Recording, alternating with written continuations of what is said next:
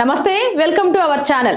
ప్రస్తుతం Bollywood movie Dhurandhar 2 cinema దుమ్ము రేపుతుంది. ఉగాది కానుకగా రిలీజ్ అయిన ధురంధర్ 2 మొదటి షో నుంచే బ్లాక్ బస్టర్ టాక్ సొంతం చేసుకుంది.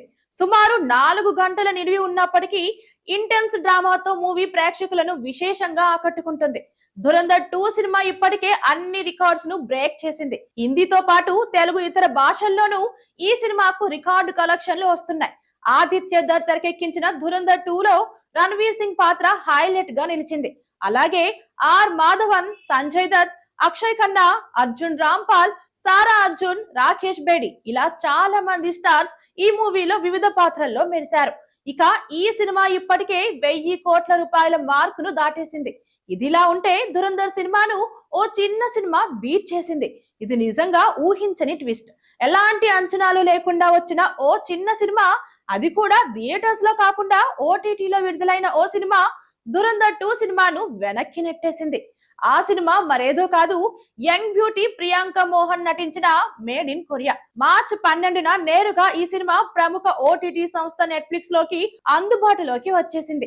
ఈ సినిమా ఓటీటీలోకి వచ్చిన మొదటి వారంలోనే నెంబర్ 1 ప్లేస్ లో ట్రెండింగ్ లోకి వచ్చేసింది. అంతేకాదు, ఇప్పటికీ అంటే 2 వారాలు పూర్తి అయినా కూడా ఈ సినిమాకు క్రేజ్ ఏ మాత్రం తగ్గడం లేదు. నెట్ఫ్లిక్స్ లో నాన్ ఇంగ్లీష్ కేటగిరీలో ధురంధర్ చిత్రాలను వెనక్కి నెట్టి మొదటి స్థానంలో కొనసాగుతోంది ఈ చిన్న సినిమా. ఈ విషయాన్ని డైరెక్టర్ కార్తిక్ సోషల్ మీడియాలో పంచుకున్నారు. అలాగే ఓటీటీ ప్రేక్షకులే లక్ష్యంగా రూపొందిన సినిమా మేడ్ ఇన్ కొరియా. ఈ Indian South Korean comedy drama movie Netflix లో స్ట్రీమింగ్ అవుతోంది. OG heroine Priyanka Mohan lead role లో నటించింది.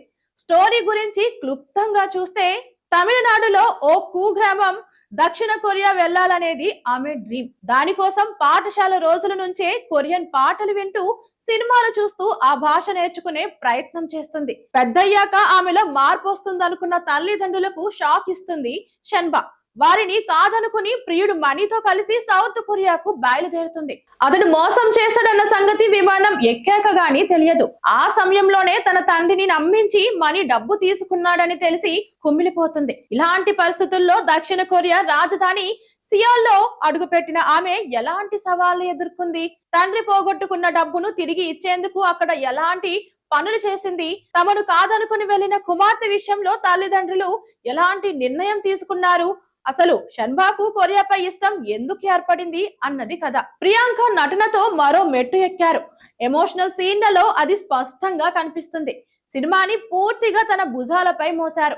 ఈ కథను ఆకట్టుకునేలా తెరకెక్కించారు దర్శకుడు. సౌత్ కొరియాలో ఎక్కువ శాతం షూటింగ్ జరిగిన తొలి భారతీయ సినిమా ఇదే. మరి ఈ సినిమా మీరు చూసారా? మీకు ఎలా అనిపించింది? కింద కామెంట్ లో తెలియజేయండి. అలాగే మన వీడియో నచ్చినట్లయితే లైక్ చేసి షేర్ చేయండి. మన ఛానల్ ని సబ్స్క్రైబ్ చేసుకోండి. Thank you.